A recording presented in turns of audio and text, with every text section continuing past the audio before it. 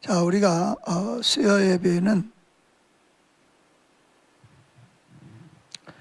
하나님이 사람을 창조하신 목적은 하나님과 친밀한 사랑의 관계를 위해서다.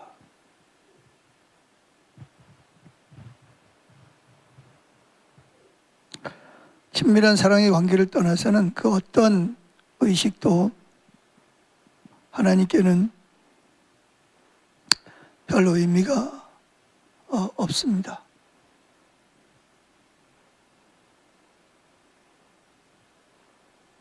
우리가 하나님을 잘 몰라서 하나님과의 그 사랑의 관계에 떠나 있으면서 뭔가 하나님을 위해서 많이 이렇게 하면 그걸 이제 우리는 뭐라 그러죠? 로이든스 목사님 그거를 인격체이신 그분과의 어떤 사랑의 관계보다는 그분을 위해서 뭔가를 이렇게 많은 것을 하는 것, 대체하는 것을 그걸 율법주의라 그렇게 말합니다. 참 신앙이 아니라는 거죠. 참 신앙은 하나님과의 인격적으로 사랑의 관계를 나누는 것입니다. 그걸 위해 창조하셨고 그 친밀한 사랑의 관계를 위해서 우리를 구속하시고 부르셨습니다. 그런데 앞에서 말씀드렸듯이 우리 속에는 그 하나님을 떠나려는 경향이 있습니다.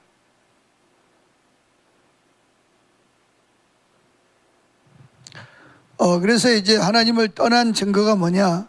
하나님의 말씀을 들으려고 그러질 않는다 하는 거고요. 그러면서 떠나면 결과적으로는 하나님 대신 다른 것들로 하나님을 대체한다. 그러니까 의식도 마찬가지잖아요. 그죠? 하나님과의 친밀한 하나님의 사랑을 느끼고 하나님을 사랑하는 그런 교제 가운데서 의식을 해야 의미가 있는데 그게 본질이잖아요. 그리고 하나님의 행하심을 사랑하기 때문에 하나님의 행하심을 보면 적극적으로 동참을 하는 거죠. 근데 그런 신앙의 본질은 없으면서 뭔가 열심히 하는 거죠. 그리고 열심히 하는 거에 마음속에는 뭐가 있어요? 내가 이렇게 하면 하나님께서 내가 원하는 것을 주시겠지 라는 그런 그분을 사랑하기 때문에 하는 게 아니라 내가 원하는 것을 하나님으로부터 얻어내기 위해서 뭔가 열심히 하는 동기가 잘못된 그런 것을 하나님은 원치 않으신다 그런 말이죠. 자, 그래서 이제 우리가 하나님을 다른 걸로 대체합니다. 하나님은 인격체이시잖아요. 그죠? 성령님은 인격체이신데 인격체이신 그분과의 관계보다는 어떤 그분과의 관계도 없으면서 뭔가 그분을 위해서 많이 하는 거죠. 거기에는 기복주의적인 신앙, 또 율법주의적인 신앙. 그러다 보니까 자연스럽게 인본주의적으로 하나님의 길을 모르니까 우리 나름대로 열심히 하는 거예요. 그러다 보니까 인본주의적인 신앙생활. 그러니까 자기중심적으로 신앙생활을 하는 겁니다. 그러면 하나님은 어떻게 하시죠? 하나님은 우리가 하나님을 떠났을 때 우리 삶 가운데 포도나무 가지가 포도나무에서 떨어지면 열매를 맺을 수 없음 같이 그 생명과 복이 거치는 거예요. 그리고 이제 억압이 오고, 그래서 하나님 우리를 사랑하시기 때문에 우리를 하나님과의 관계로, 회개한다는 말은 하나님과의 사랑의 관계로 돌아오는 걸 회개라고 합니다. 그래서 사랑의 관계로 돌아오게 하기 위해서 우리를 징계하신다는 거죠.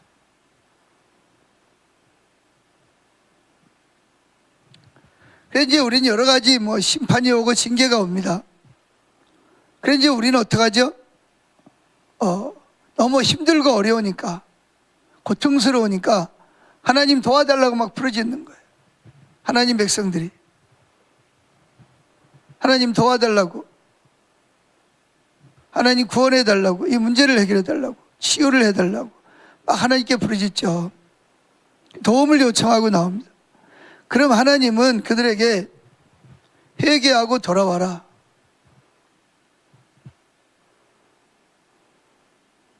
만약에 너희들이 회개하고 끝까지 돌아오지 않으면 너희들은 결국은 멸망을 선택하게 될 것이다.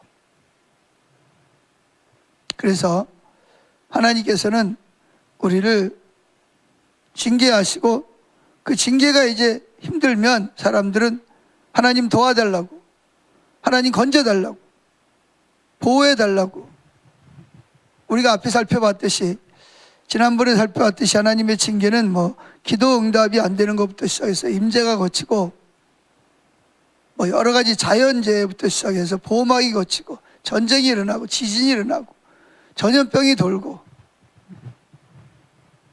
경제적인 그러한 것들이 억압이 오고, 관계가 깨지고, 이루 말할 수 없는 그런 그 아픔들이 온다는 거죠. 그래 이제 우리는 뭐하냐? 하나님께 도와달라고, 하나님 우리를 좀 회복시켜 달라고 도움을 요청합니다. 그럼 하나님은 그들에게 회개하고 돌아와라, 내 생각은 너희 생각과 다르다, 난 너희들이 징계를 받고 심판을 받고 억압을 당하는 것을 원치 않는다, 내게로 회개하고 돌아오라. 만약에 너희들이 그렇게 하지 않으면 결국 너희들은 멸망을 선택하는 것이다, 그럽니다. 하나님은 우리에게 용서해 주시기를 원하시죠. 그리고 또 치유의 영적 부흥을 경험하기를 원하십니다. 그런데 하나님은 우리에게 먼저 회개가 이루어져야 합니다. 회개는 한 개인이 회개할 수도 있고, 또 교회가 회개할 수도 있고, 교회 전체가 회개할 수도 있고, 또는 어떤 가정이 회개해야 될 필요가 있습니다. 그래서 우리는 한 개인이나 교회나 가정이 회개하기 위해서는 뜻과 마음 그리고 의지를 바꿔야 되죠. 그래서 특별히 하나님의 백성들은 우리는 교만한 마음을 버리고 자신을 낮춰야, 자신을 비워야 됩니다. 그래서 우리는 기도하며 하나님과 교제하는데 시간을 더 드려야 합니다. 그럴 때 성령이 임해서 우리가 악한 길에서 돌이킬 수 있는 은혜를 베풀어 주시는 거죠. 하나님은 우리에게 영적 부흥을 약속하고 있어, 그렇죠? 회복과 부흥을 약속하고 있단 말이에요, 마지막 때에. 근데 하나님은 그런 회복과 부흥을 주시기 전에 먼저 하나님을 떠난 백성들에게 하나님께로 돌아올 것을, 회개할 것을 요구하십니다. 그래서 하나님은 우리가 아무리 하나님을 떠났을지라도 하나님께로 돌아오는 사람들에게 회복과 부흥의 영을 주실 준비를 하고 계시는 거죠. 자, 오늘 성경 구절입니다. 말라기 3장 7절, 구약 성경 맨 마지막을 보겠습니다.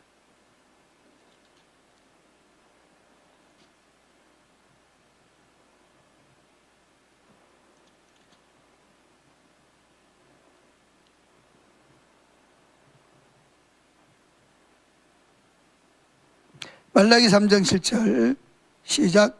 만군의 여호와가 이르노라, 너희 조상들의 날로부터 너희가 나의 규례를 떠나 지키지 아니하였도다. 그런즉 내게로 돌아오라, 그리하면 나도 너희에게로 돌아가리라 하였더니 너희가 이르기를 우리가 어떻게 하여야 돌아가리까 하는도다. 여기 보면 너희 조상들로부터 너희가 나의 규례를 떠나 지키지 아니하였도다. 그런즉 내게로 돌아오라, 그리하면 나도 너에게로 돌아오리라. 여기 돌아오라는 말의 의미는 하나님의 원래 인간을 창조하신 사랑의 관계로 돌아오라는 것입니다. 우리가 하나님의 규례를 지키지 않는 이유는 하나님을 사랑하지 않기 때문에 그렇습니다. 만약에 여러분들이 누군가를 사랑하면 그 사람이 원하는 것을 들어주는 것이 힘들지 않죠. 아무리 대가를 치르고 힘들고 어려워도 내가 사랑하는 사람을 위해서 그 사람이 원하는 걸 해주는 것은 어렵지 않아요. 근데 사랑하지 않는 사람이 어떤 것을 요구하면, 대가를 요구하면 그 정말 그 대가를 치르면서 상대방이 요구하는 것을 들어준다는 것은 정말 그건 거의 불가능한 일이죠. 안 됩니다.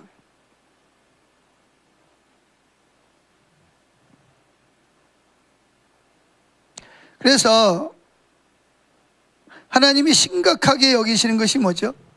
하나님이 인간을 창조할 때 우주를 만드시고 지구를 만들고 지구 중앙에다 에덴 동산을 만들고 밖에서 사람을 창조해서 에덴 동산으로 들였다는 거잖아요. 그래서 거기를 낙원을 만든 거예요. 낙원을.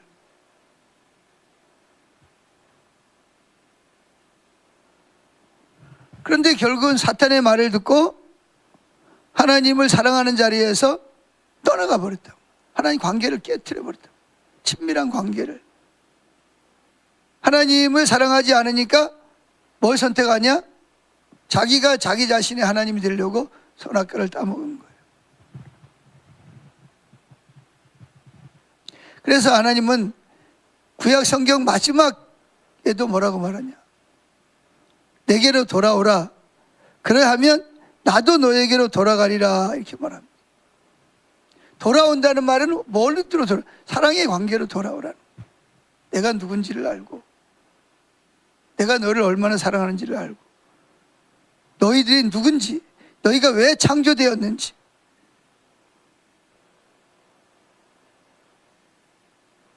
그것을 알고 하나님과의 사랑의 관계로 돌아오라는 것입니다.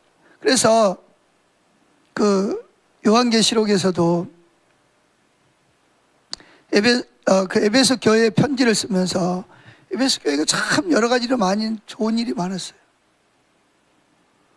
열심히 있고 핍박을 참고 또 헌신하고 인내하고 거짓 선지자를 가려내고 정말 이루 말할 수 없이 좋은 게 많은데, 그런데 하나님 딱 한 가지를 주셔요. 그럼 너희가 나의 첫사랑을 버렸다. 첫사랑을 버렸다. 그래서 회개하고 돌아오지 않으면 내가 촛대를 옮겨버리겠다. 하나님의 임재를 거두어 버리겠다는 거죠. 그래서 이 죄는 심각한 거거든요. 여러분, 여러분들이 부부관계에서 아내는 남편이 모든 걸 다 해줘요. 밥도 잘해주고 빨래도 잘해주고 자녀도 잘 키우고, 남편은 회사에 가서 열심히 추운데 밖에 나가서 노동을 하면서 자녀들을 먹여 살리기 위해서 모든 걸 다 해요. 근데 잠은 다른 데 가자요. 다른 여자랑 자고 다른 남자랑 살아요. 그러면서 뭐라 그러냐? 내가 할 일 다 해주잖아. 돈 벌어다 줘. 차 사줘. 집 사줘. 내가 당신 다 해주잖아. 애도 낳아주고 애들도 키워주고 밥 해주고 빨래 해주고. 그러면 된 거 아니야? 아, 내가 다른 남자랑 살든 말든 당신이 무슨 상관이야? 이러면 어떻게 될까요? 여러분들은 알았어 그래. 그렇게 하겠어요? 대답 좀 해보세요. 우영 집사님. 왜 집 사주고 차 사주고 돈 갖다 주고 다 해주는데 왜?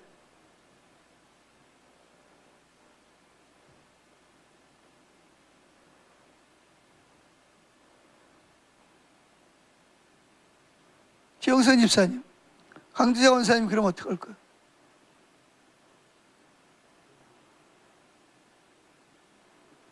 모르겠어요? 이혼해요? 왜 이혼해? 뭐 얼마나 잘해주는데. 그러려고 결혼한 건 아니잖아, 그죠? 이해가 되세요? 제가 지금 비유를 들어서 그렇게 그런 일은 절대로 없을 겁니다. 그런데 비유를 들어서 우리가 심각성을 좀 깨달아 보자는 거예요. 하나님 앞에서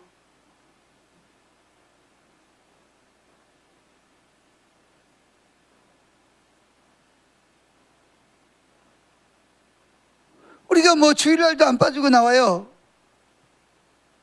식사당번도 하고, 좋은 날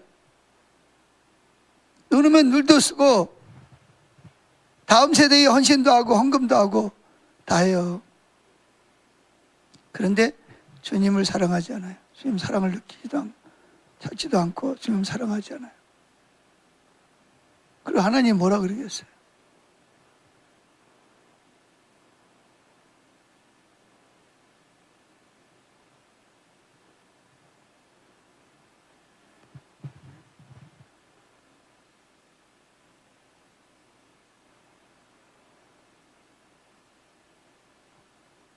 가장 심각한 거잖아요.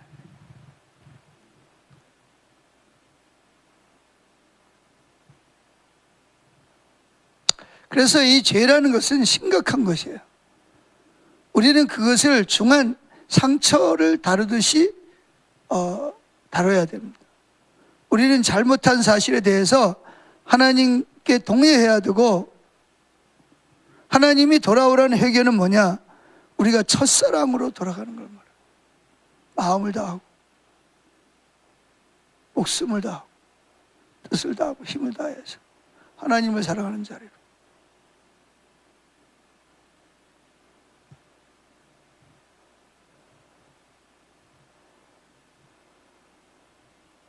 그래서 하나님은 이 부흥을 보내기를 원하시는데, 사람들은 이렇게 하나님을 떠나놓고도 내가 어떻게 하나님께 돌아갑니까? 그래요.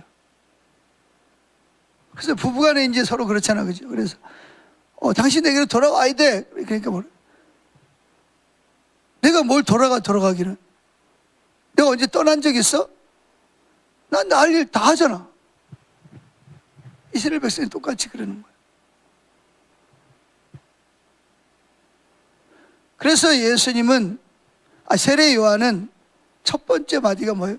회개하라, 천국이 가까웠느니라. 너희는 내 택한 백성이고, 내가 너희들을 위해서 결혼했고 언약을 맺었고, 내가 너 애굽에서 건져냈고,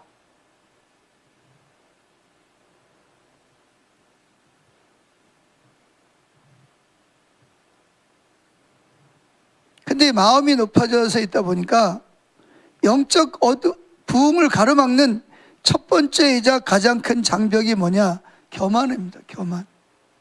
나는 잘하고 있다는 생각. 회개할 마음이 없는 거예요.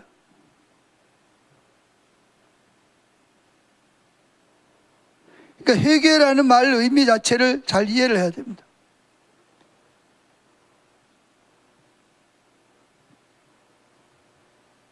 하나님은 지금도 우리와 그 친밀한 사랑의 관계로 돌아오기를 원하시는 거죠. 그러면 하나님 뭘 보내시겠다? 영적 각성과 부흥을 보내서 믿지 않는 자들을 대거 돌아오게 할 수 있다는 거예요. 우리의 능력과 상관없이. 1857년에서 1858년에 기도 부흥이 왔어요. 그때 당시에 안 믿는 사람들이, 회심하고 돌아온 사람들이 100만 명이 넘습니다. 미국에서 2년 사이에.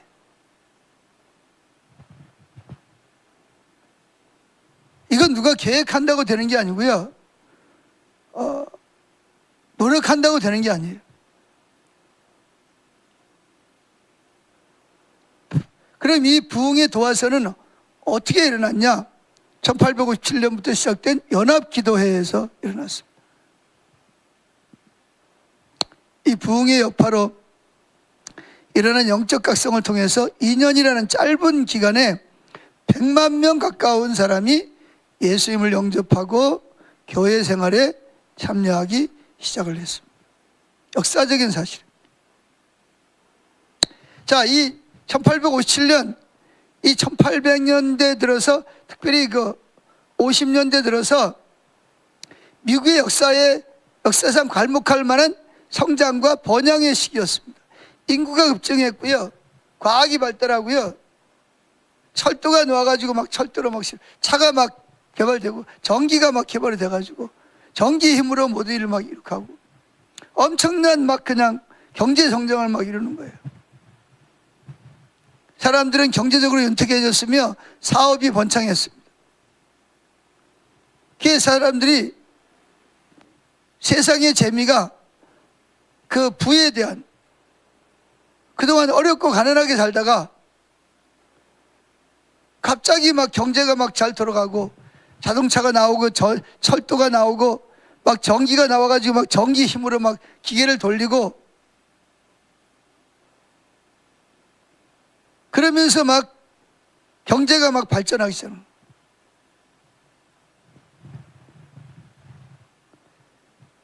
자, 그래서 미국 국민들의 정신과 마음을 사로잡아 그들은 하나님 그분과 그의 나라에 대한 관심을 질식시켜 버렸습니다.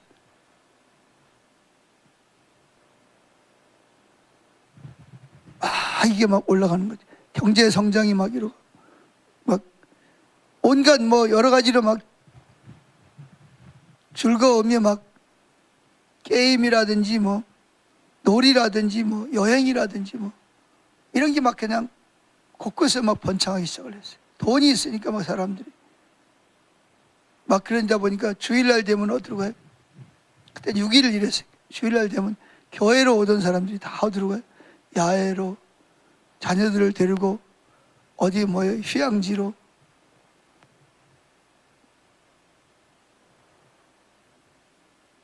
교회에 오던 사람들이 다 세상의 즐거움을 향해서 떠나기 시작을 하는 거예요. 그러다 보니까 교회는 숫자는 줄고, 그리고 교회는 영향력이 쇠퇴하고 힘도 없는 그런 교회가 돼버리고 말았어요. 그게 이제 교회가 하향세를 계속 타는 거죠, 이렇게.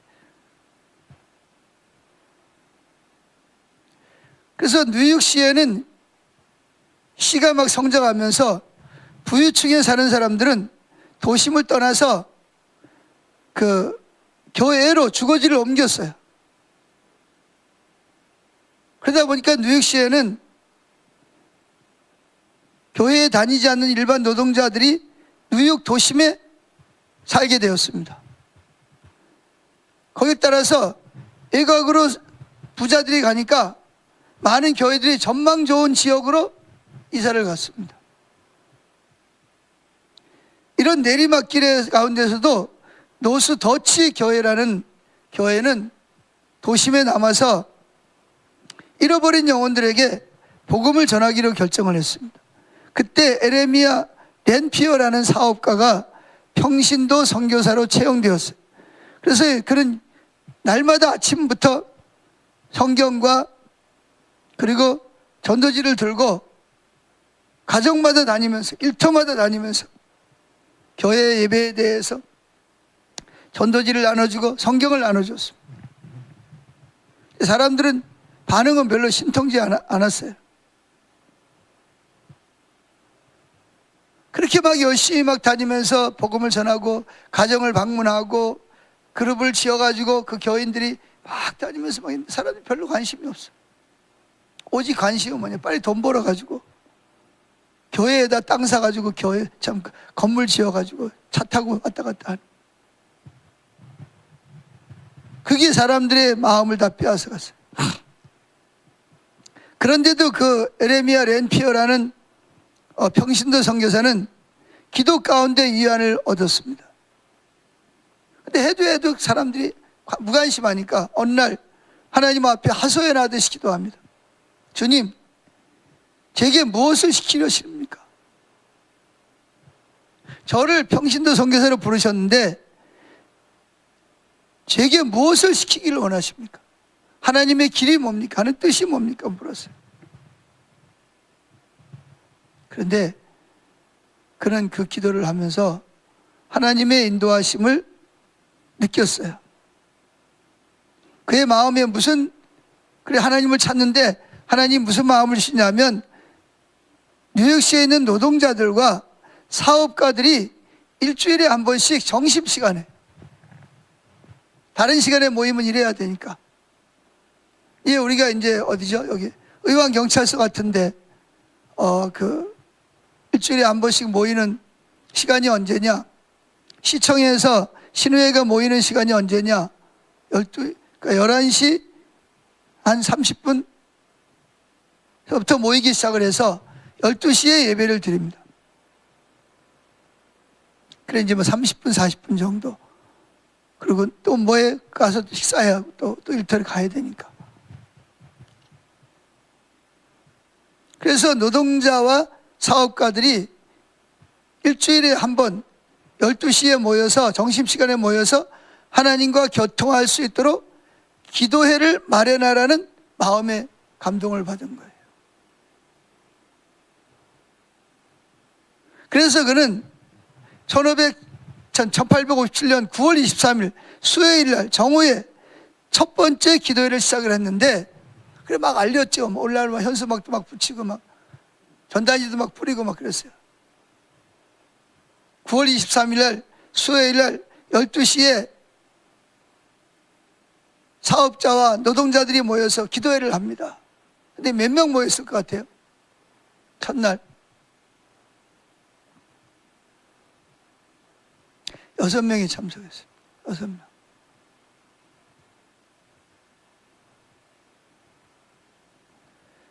그 다음 주에 두 번째 모였는데 20명이 모였어요. 20명.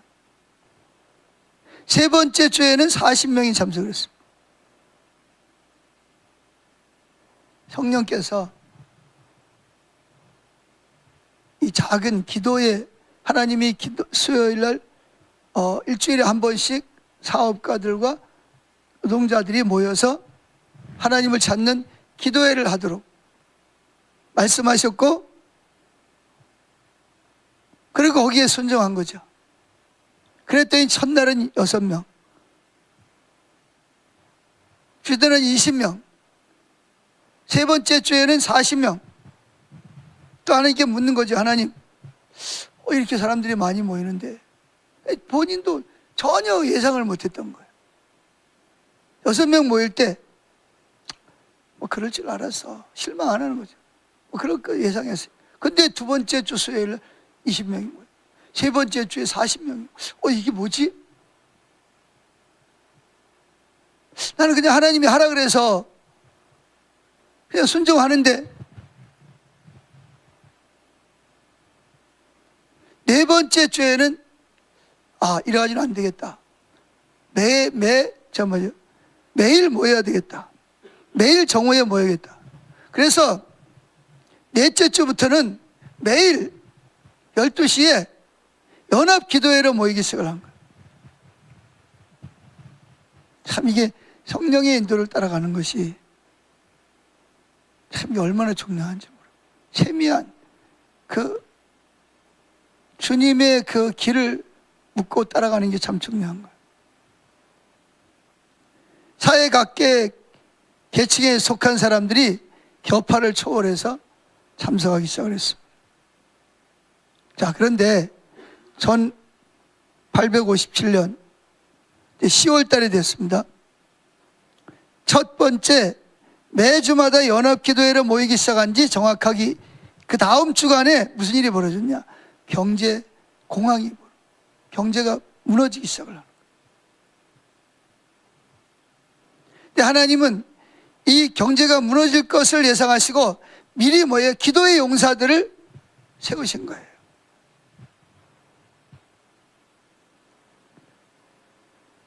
그 은행들이 막 문을 닫습니다. 파산을 하고. 전국의 사업가들이 궁지에 몰리게 되고, 철도 회사들이 부도를 내고, 뉴욕시에만 3만 명이 직장을 잃었습니다. 여기저기 막 노숙자들이 막 생겨나게 됩니다. 이런 재난을 맞은 사람들이 하나님께 대한 갈급함을 가지고 갑자기 위기가 오니까 정신이 번쩍 드는 거야. 그동안에는 차 있겠다, 돈 있겠다, 뭐 집도 있겠다. 그러니까 주일날 교회 오던 사람들이 다 빠져나가고 놀러 다니고 여행 다니고. 그런데 이제는 뭐예요? 집도 압류되고 직장에서 쫓겨나고 애들 학원은 그만둬야 되고 이제 먹을 걸 걱정을 해야 되는 거예요. 갑자기 그냥 경기가 그냥 완전히 절벽처럼 곤두박질을 치는 거예요.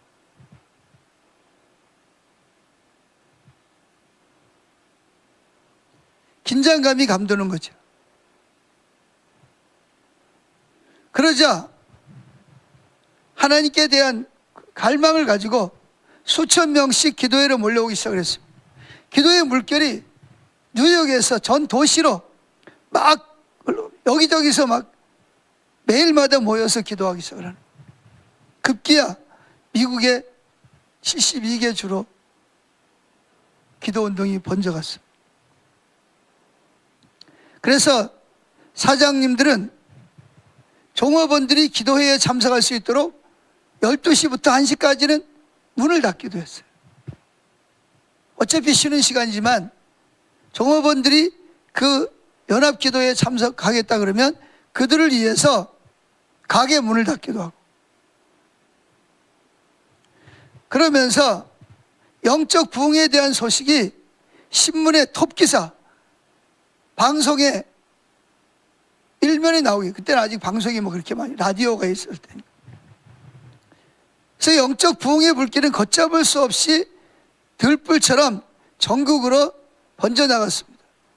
그래서 신문이라든지 방송에 보면 어느 교회가 몇 명이 모여서 어떤 일을 했다, 무슨 하나님의 기적이 일어났다, 이런 것들이 아주 신문의 일상처럼, 오늘날 정치처럼 그렇게 신문을 도배하기 시작을 합니다. 그래서 이 영적 부흥과 각성이 절정에 달했을 때는 매주마다 하나님을 안 믿던 사람들이 한 주마다 5,000명씩 교회로 몰려오기 시작해요. 5,000명씩. 그냥 교회로 오는 게 아니라 회심을 하는 거예요. 주님을 인격적으로 만나고 회개하고 예수를 믿는 거예요. 그래서 1년 안에 100만 명 가까운 사람들이 예수님을 영접하고 주님을 인격적으로 만나는, 자신의 삶을 주님께 드리는 그런 일이 벌어진 거예요. 100만 명. 이때 마침 오하이오 겨구의 총회에서 맥킬베인이라는 주교가 설교를 하게 됐는데, 그는 이렇게 증언했습니다. 이 영적 부흥과 각성은 그 어떤 자연적인 이유로도 설명할 수 없습니다. 인간의 어떤 노력이나 힘으로도 만들어낼 수 없는 것입니다. 주님이 하신 일이라는 사실 때문에 저는 기쁨으로 가득 찼습니다. 하나님이 그의 영을 부으셔서 하나님의 사람들로 하여금 주님을 섬기고자 하는 열정으로 가득 차게 하셨습니다. 또한 주님을 모르는 사람들을 예수 그리스도 안에서 새 피조물로 만드셨습니다. 그래서 이렇게 질문합니다. 당신도 주님, 제게 무엇을 시키시렵니까? 라고 기도하고 싶지 않습니까? 하나님이 우리 시대의 영적 부흥을 위해 당신을 통해 하실 일을 말씀하실 때까지 기다리시겠습니까? 그러면서 이렇게 끝을 맺습니다. 기도가 영적 부흥의 주요 전략입니다. 당신의 교회에도 이런 기도 운동이 일어나도록 도우십시오. 이렇게 연설을 끝을 맺습니다. 생각을 해보세요. 그 당시에 뭐 지금처럼 미국에 뭐 그렇게 인구가 많은 것도 한 1800년대니까 인구가 많지도 않은데, 한 주에 교회로 들어온, 회개하고 돌아오는 사람들이 5,000명이 넘었다는 거예요. 1년 새에 100만 명이 회심하고 자신의 삶을 하나님께 드리고 돌아온 사람들이 100만 명이 넘었다는 거예요. 뭐 할 때? 하나님을 찾을 때. 다른 사람들은 다 놀러가고 다 열심히 일하고 돈 벌 때 몇몇 사람이 모여서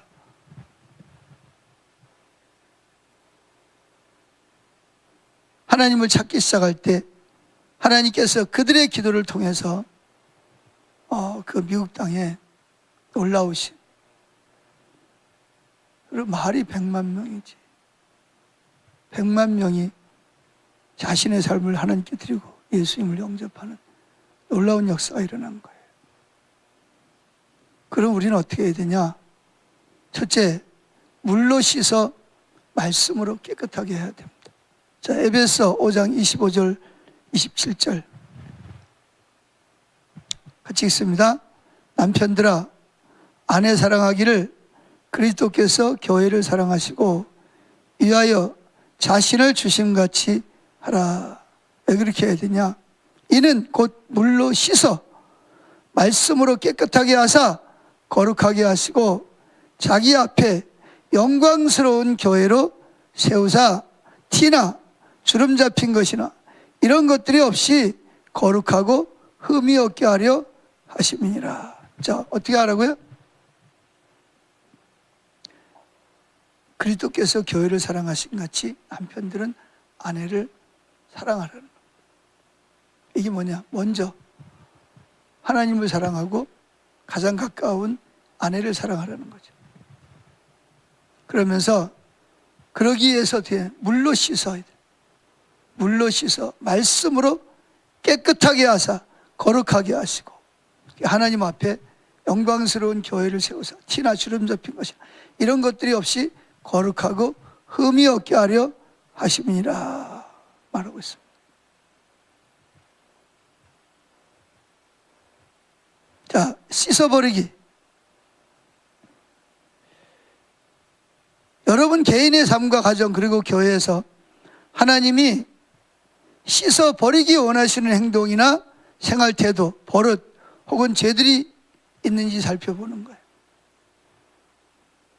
그것들에 대해서 자백, 잘못에 대해서 하나님께 동의하는 것 하고 그것들로부터 돌이켜 하나님과의 관계로 향해야 됩니다.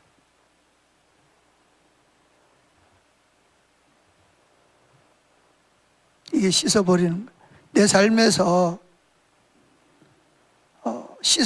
하나님이 씻어버리기 원하는 생각이나 행동이나 생활 태도 혹은 버릇 혹은 죄들이 있는지, 쉽게 말하면 내가 주님보다 더 중요시 여기고 주님보다 더 사랑하고 주님과의 사랑을 알고 사랑을 하는데 방해되는 요소들이 뭐가 있는지 찾아보라는 거예요. 그것이 뭔지, 어떤 습관이 있는지, 어떤 버릇이 있는지, 내게 어떤 것이 있는지, 우상이 있는지 찾아서 그것들을 뭐 해라? 여기처럼 말씀으로 물로 씻어 말씀으로 깨끗하게 하라. 나 자신을, 우리 교회를.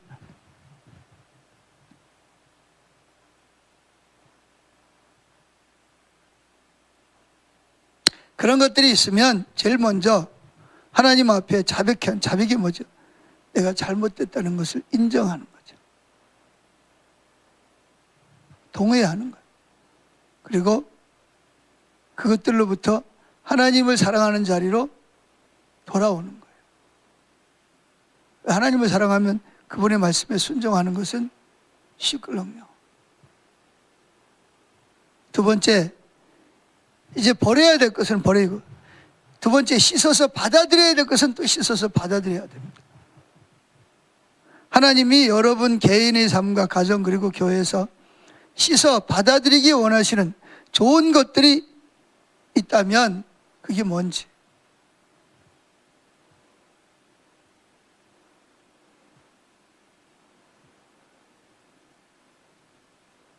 그것들을 놓고 기도한 뒤 하나님이 원하는 만큼 받아들이는 거예요. 좋은 것들은. 나쁜 것들은 씻어서 버리고 좋은 것들은 씻어서 받아들이고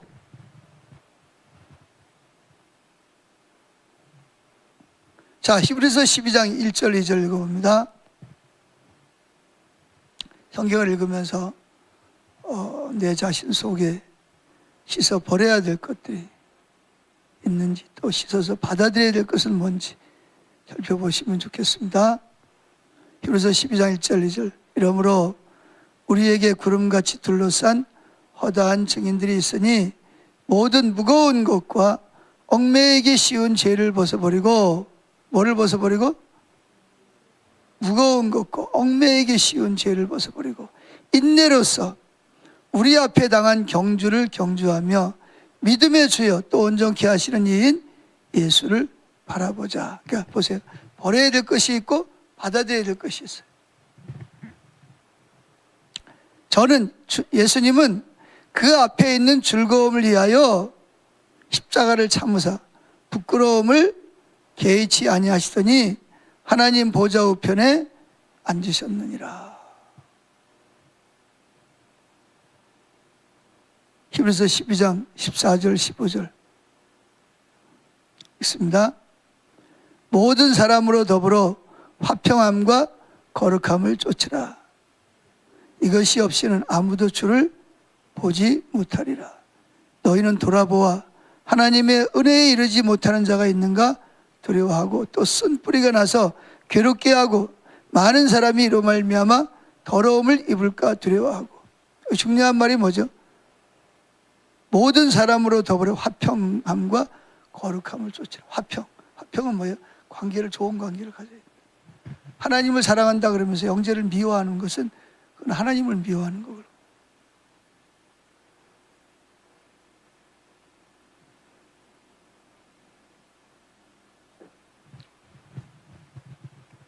그럼 상대방이 꼴보기 싫은 짓을 하는데 어떻게 사랑하냐? 그렇게 말하겠죠. 그래서 성령님을 초청하라는 거죠. 성령이 열면은 사랑이니까.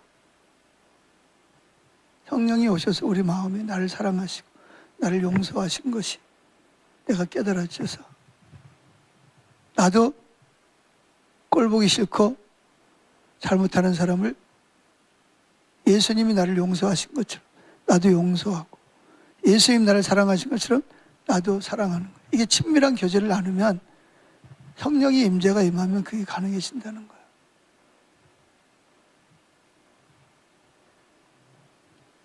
만약에 그게 안 되면 주를 보지 못하리라. 주님과 관계를 갖지 못하는, 주님을 얼굴을 볼 수 없다는 거예요. 그래서 너희는 돌아보아 하나님의 은혜에 이르지면 또 쓴뿌리, 그래서 그런 사람이 있는가 보고 또 쓴뿌리가 나서, 쓴뿌리면 상처잖아요. 상처. 용서하지 않는 마음. 난 도저히 용서가 안 돼. 저 사람 보면 피가 거꾸로 돌아. 겉은 안 그러는데 속으로는 도저히 못 견디겠어. 이게 뭐예요? 쓴뿌리, 뿌리가 있어. 말은 안 하는데 속에 쓴뿌리가 있단 말이에요.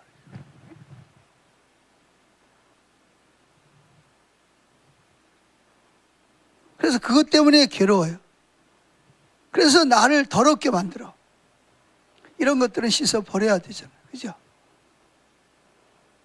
요한일서 3장 14절 우리가 형제를 사랑함으로 사망에서 옮겨 생명으로 들어간 줄 알거니와 사랑치 아니하는 자는 사망에 거하느니라. 한술 더 뜨죠. 그죠? 형제를 사랑함으로 사망에서 생명으로 들어간 줄을 알거니와 사랑치 아니하면 어떻게 된다고요? 하나님을 사랑하지 않은 사람, 형제를 사랑하지 않는 사람은 사망에 거한다고 그래요. 사망에 거한다. 죽음 가운데 거한다. 보세요. 잠언서 11장 19절 시작. 의를 굳게 지키고, 의가 뭐예요? 믿음으로 이루어지는 거죠. 하나님 날 위해 십자가에 죽으시고 날 사랑하는 것을 믿는 것이 의예요. 굳게 지키는 자는 생명에 이르고 악을 따르는 자는 사망에 이르네. 악이 뭐예요? 악은 하나님을 모르고 하나님을 사랑하지 않고 또 용서받았으면서 다른 사람을 용서하지 않는 사람, 미워하는 사람이 악이죠. 사망에 이른다는 거예요. 이런 것들을 뭐예요? 씻어버려야 되는 거죠. 말씀으로. 그리고 사랑하는 것을 받아들이는 거죠. 근데 이게 사실 우리 마음대로 안 되잖아요. 우리 힘대로. 우리 의지 가지고 안 되잖아요. 일단 우리가 의지를 돌이켜놓고 그리고 하나님의 은혜를 구하는 거죠. 하나님이 오셔야 됩니다. 기름을 부어야 돼요. 그런 게 가능해지고. 언제까지 하냐? 하나님이 오셔서 기름을 부을 때까지 하나님을 찾아야 됩니다.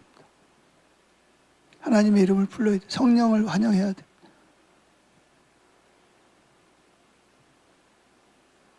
아멘. 자, 여기까지 오늘. 저도 이제 힘이 없어가지고.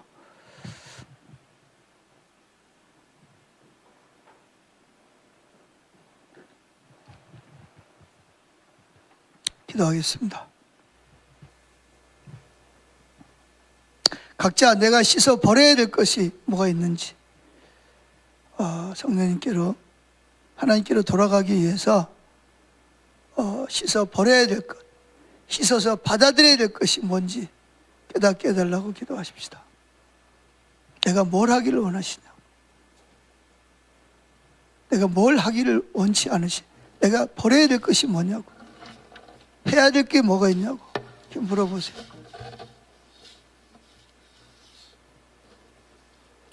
성령 도와주세요.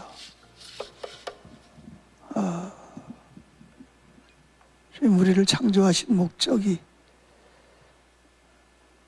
성부, 성자, 성령 하나님이 사랑하듯이 우리와 사랑의 관계를 가지는 것이 목적입니다. 그러나 우리는 하나님보다 자신을 사랑해서 선악과를 따먹고 사탄에게 속한 자가 되었고 그 낙원을 잃어버렸습니다. 그러나 하나님을 사랑하셔서 다시 하나님과의 관계를 회복함으로 잃어버린 그 낙원을 다시 회복하고 우리뿐만 아니라 수많은 영혼들이 고통과 억압에서 낙원으로 돌아오게 하기 위해서 우리를 사용하시기를 원하십니다. 하나님 도와주세요. 예수님의 이름으로 기도했습니다. 각자